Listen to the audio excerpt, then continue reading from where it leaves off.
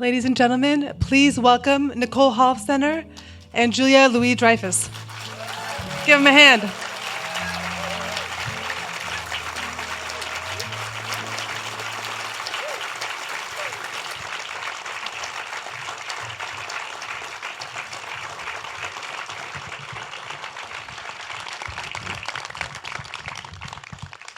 And my name is Sophie Cavoulacos. I'm a curator of film at MoMA. In fact, I just got off a plane from New York, and just wanted to thank the Hammer so much for having us.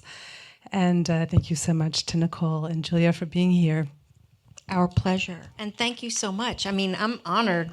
Two museums are connected to this. Yeah, that's very fancy. It is very fancy. I'm honored. Thank you so much for having us. Our pleasure. I was telling, on a personal note, I was telling Nicole and Julia backstage that, well, I'm a New Yorker, and I recently got engaged to a college professor, and I have, in fact, been buying him sweaters for Christmas, so I was kind of at the edge of my seat, you know, when I first saw the film. But in all seriousness, you know, You Hurt My Feelings is brilliantly funny, but also exploring really serious questions about relationships, about human behavior, and we're excited to dive in. But important to say that this is not the first time that the two of you have worked together. You've known each other for a decade or so. Could you talk about how you first met and then how this new collaboration came about? Me? Sure, go ahead. Okay. Well, always been a massive fan of Julia's, obviously, for Thank you. that TV show that some of you might have seen. And literally, I was looking to cast Enough Said, and somebody said, "What about Julia?" And I said, "Yeah, right." And then we had lunch, and we hit it off, and she loved the script, and I loved her. And we seemed like a good match, and that was that. And then I swore I was going to make another movie, you know, the following year with her, but I didn't make any movie the following. No, I did make one at some point, but not with you. And then this came about, and I wrote it for her, hoping she would want to do it. And I did. It was so good. One match made in heaven. But what really kind of binds the film and makes it so special is, I think, the story and the script that is so full, really precise, even though you make it feel easy, make it feel effortless, so precise, full of life, I would say full of nuance, and full of those, actually, like the little moments that make up relationships and how relationships feel when you're in them. And so I'd just love to know, Nicole, more about your writing process and yeah, kind of creating that texture.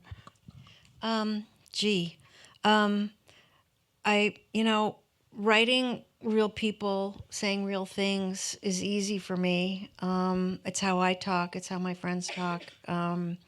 That's not really a challenge. I don't outline my scripts. I don't know what's going to happen next. I have a general idea, but things that get paid off surprise me. Like I think, oh, wait, she said that earlier. I'm going to have her, bring that back. And that's so fun, not to plan it out. It's also more terrifying because I never know if I'm writing anything that anyone would want to see. I mean, anyone thinks that, but it's more spontaneous and scary, but also fun to figure out what goes Although next. I will say that when Nicole and I were having lunch, and she had this notion of a couple in which the husband is not telling the truth about the wife's work, and that in and of itself was I was immediately on board just with that information, because it felt so true and relatable and small, but also huge at the same time. Yeah. Sort of, it's massively small. Yeah, that's right. Yeah, I just thought, what if? You know, what if I had to deal with this?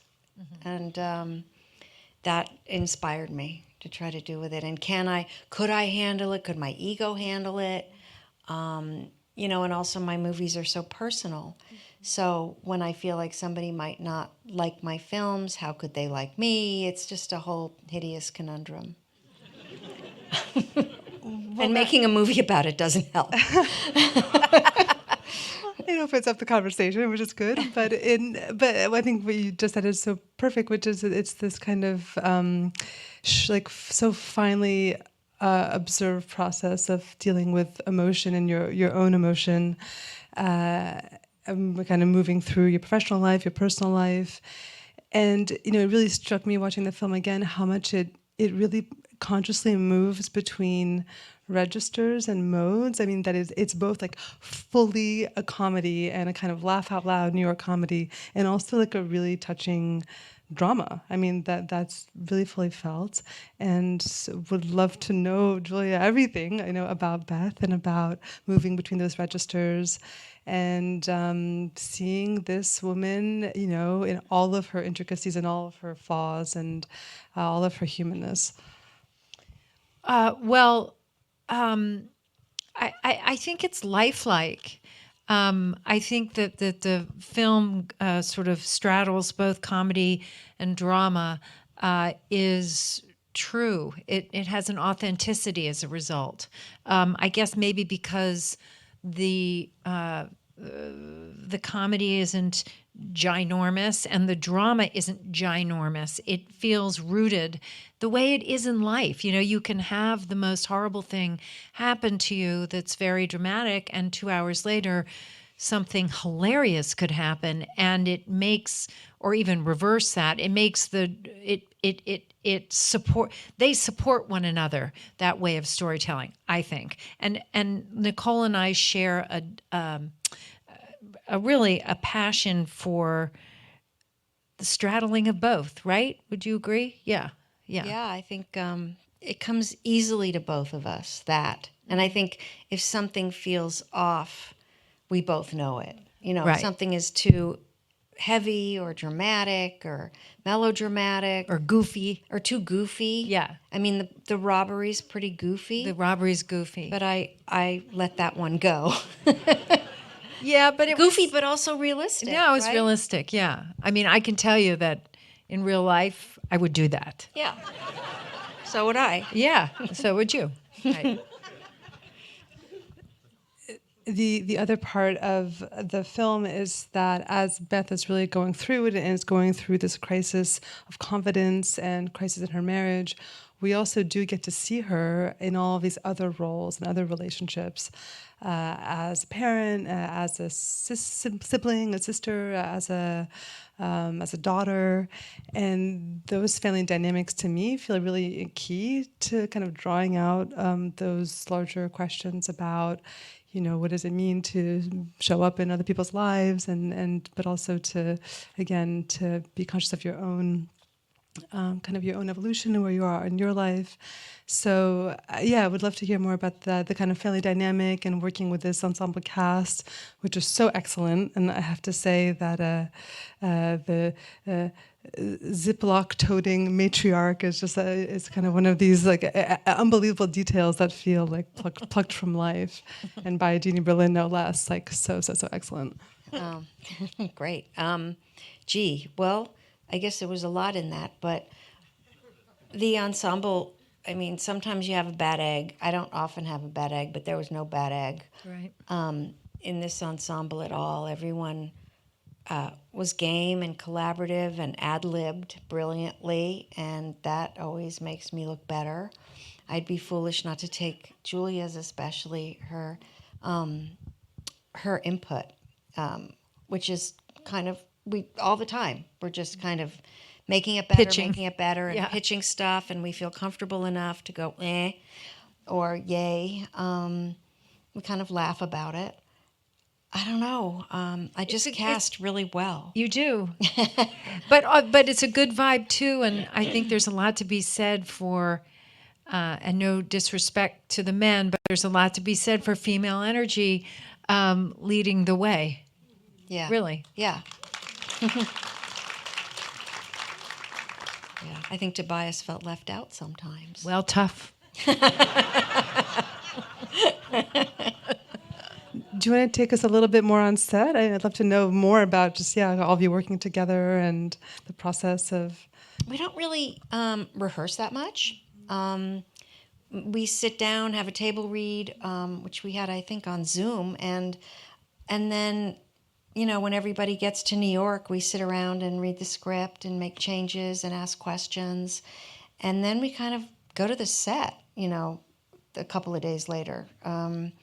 And I don't really mind that. I don't mind not having a lot of rehearsal. I feel like you cast the right people who really get it, and it's fresh. Mm-hmm. We'd block it once we got to the set and rehearse a little bit there, or a fair amount. Mm-hmm.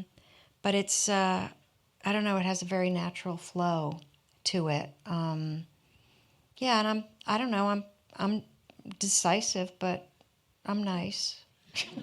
And I would add, too, that Michaela Watkins, who played my sister in the movie, she and I have known each other for, even longer than we have known each other. 80 years, 85 years, something like that. Mm-hmm. And she's also known Nicole a long time, but both of us come from families of many sisters. Mm-hmm. So the sister dynamic in concert with the mother is something we know in our bones. So we were able to really tap into that tangled universe. And Jeannie Berlin, that was it pinch me moment. Yes. I owned my own copy of The Heartbreak Kid from the 70s, and thinking that when she said yes, I thought again, yeah, right. And she was so quick and so funny, and also so collaborative, and great improvisation. She's so brilliant, but also, I think one of the great things about the film is that it's asking these questions about trust and honesty, but not clear cut if you're offering, a kind of answer or coming down on either side of that, because within the family dynamic, you do see these kind of nothing but the truth, kind of side of saying everything, but it's a nurturing, in fact, to the person receiving it. Mm-hmm. So, and then having the son also be giving you feedback as a parent, again, not a clear answer that the film is offering. No, it's always a conundrum, I think, figuring out when to be, you can do it, and that's great, and when to say, you could work harder on that, and then you see the look on their face. Exactly. And they hate you. It's an exploration of the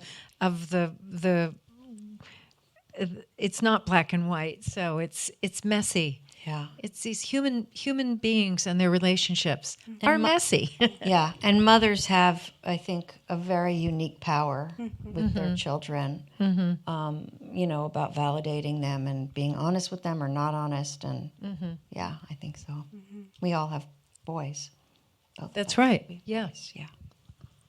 Well, I was going to say, on the other side of this kind of female energy is Tobias, right? Is Don, and it really interests me that there's these kind of parallel stories happening, that he's experiencing his own crisis of confidence, and one that's affecting his career, but also his physical appearance, and he's kind of spiraling in his own way.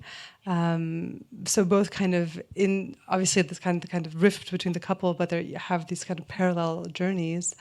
And which is, I'd love to hear more about working with him and how you chose to shape that chemistry and the kind of the clash and the chemistry, which is both really present. Yeah. Go ahead. Well, he was a dream to work with because he was so willing. There were, I hope it's okay for me to say this, but there were actors who didn't want to do this role because of the vanity. And they were like, which I found don't look that old. Yeah. And they were like 65. Yeah. It's like, really? Okay, then. Yeah, Yeah. it's kind of amazing. I know. I mean, you would be surprised at how vain a lot of these guys were. But anyway, whatever. But fortunately for us, Tobias was game, and it's that same willingness that he to sort of just go, just risk it and go, and doing a comedy-ish thing was, it's not necessarily completely in his skill set, except to say that it is. And he was very willing to jump off the cliff with us, which I really appreciated. Yeah. Yeah. I did. Yeah, I'm sure it's intimidating to work with you and to be funny. That's what I mean. It's so intimidating. He handled it.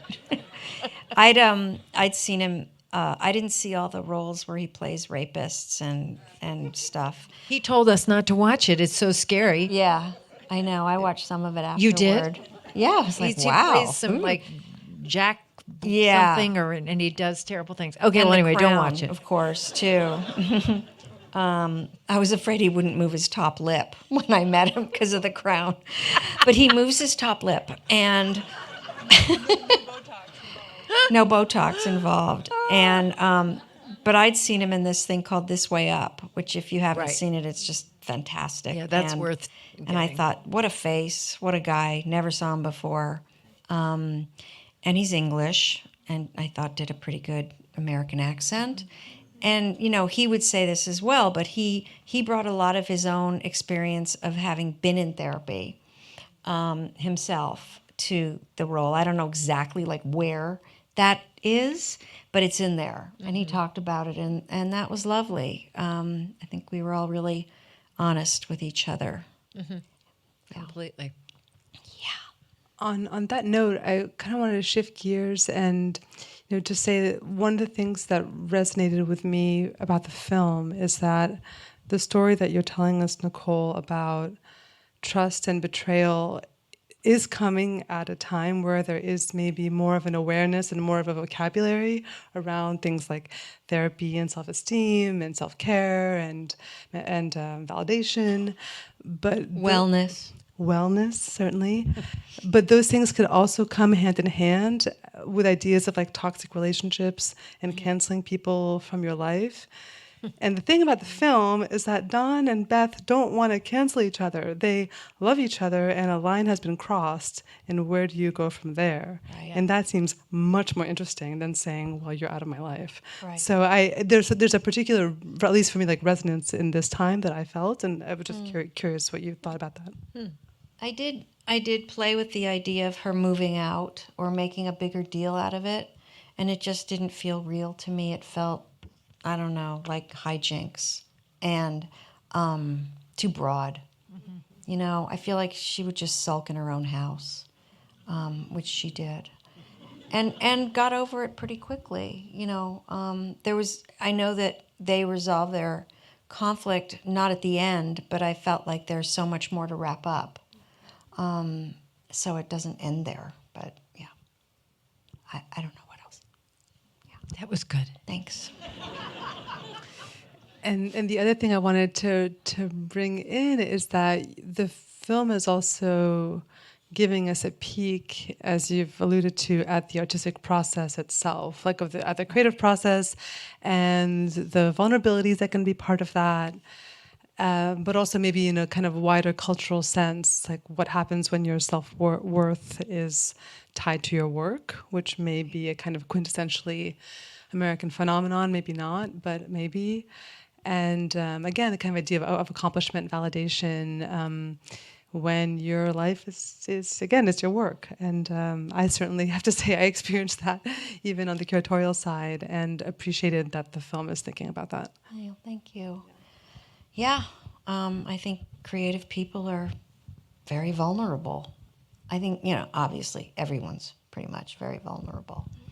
But yeah, I think when you put yourself out there with your heart and your soul, it's just like acting to me, which to me is the bravest thing in the world because I could totally humiliate you, like... You don't know. Maybe this movie will turn out terrible, and you don't know that. You give me your trust, and that's a lovely thing. I think it's really brave. Well, but you have a sense. I mean, Yeah. the script is strong, and you're very good, by the way. And so, there are Thanks. there are certain elements that have to be in place. But by the way, it isn't the hardest thing in the world to act. As much as I'd like to say it Yeah, is. you don't get embarrassed very easily. No, that's true. No. And, yeah. Well, I'll shut up. I don't know what I'm saying. No, I've got nothing else to say to that. Well, very good. Well, because the film shows us an actor going through it, but it's not you, so it's Right. It's No, hard. but I mean, of course, I could relate because it's, I do put my. You have to put your heart and soul into what you're doing, and if it tanks, and I have been in things that have tanked, and it can be crushing, and you have to work hard to find your way through that. Particularly when your work is based on judgment. Yeah. That can be tough. But I've spent my life trying to work on that. I'm still working on it. Yeah. Yeah. Maybe one kind of closing question or starting to wrap up. There's one other part of the film that I loved, which is just how much it is a New York film, a New York comedy, and also entering with like a long canon of films peering into the lives of writers. And just curious how much the city was kind of a character for you in the film, and how much that played a role in the atmosphere, and maybe just like what it was like to shoot in New York. I don't really think of the city as a character. I know a lot of people will say that. It just took place there, and they were New Yorkers, and I figured this is where they go. And I picked some iconic spots because they meant something to me. I don't know if you know Paragon Sports, but it's like a legend in New York. They have these amazing sales. They've been in business forever. And I thought, I'm going to try to get that place. And unfortunately, it was in the middle of Union Square, and 1 million people were there. There was a farmer's market going on. It was our first day that we shot one of the hardest scenes in the movie, where she overhears him, and then the street, Right. where someone actually came by her and said, "Are you all right?" Yeah. When I was starting to vomit. Yeah. And other people walking through the shot wearing a mask, because they were just not going to listen to the fact that we were rolling. Right. And at one point, somebody just gives the finger in the middle of the shot. Or New Yorkers, they honk. They honk. Yeah, Trying to it was ruin fun things. though. I mean, actually, that part of it wasn't very much fun, but still, it was very New Yorky in the best sense. Yeah, you're really out there Yeah. on the street, and we didn't have money for any kind of real security for Julia. And, No, there was none. I'll tell you who my security was. Tobias, remember that? Yeah. Yeah. She had this. There's this well-known paparazzi guy, and he was in her face, and she still was good. But yeah, when you shoot in the streets of New York, Yeah. Anyway. yeah. Well, I know the film doesn't have any easy answers, but it would be remiss not to ask you the question of the film, which is, what would you do? What would you do in the situation? Would you want to know the truth? Would you tell the truth? Just, curious, putting yourself in the shoes. Well, I'd want the truth if it was really early on. That's okay. But as it gets going, that lie is just terrible, and he's stuck. And if someone, he did lie well. She did believe it. I would like people to lie to me well. Because, don't you know when someone's lying? Sure. Yeah. Yeah. And I think, oh, come on, try harder. Don't hurt my feelings. Yeah. So it's a mix of stuff. What about you? I think I would like the truth. I want the truth. Yeah. And I will also lie to you. You heard it here, folks. Well, I can't say how special it's been to have you both here, and to also, I mean, I think the bond that you have is so apparent on screen. It's obviously so apparent on stage, and we hope that you make many more films together. We'll get to see them. I hope so. And wishing you all the very best, and thanks for being here. Thank you so much. Thanks for Lily. staying. Thank Thank you very much, everybody. Appreciate it. Thanks for coming.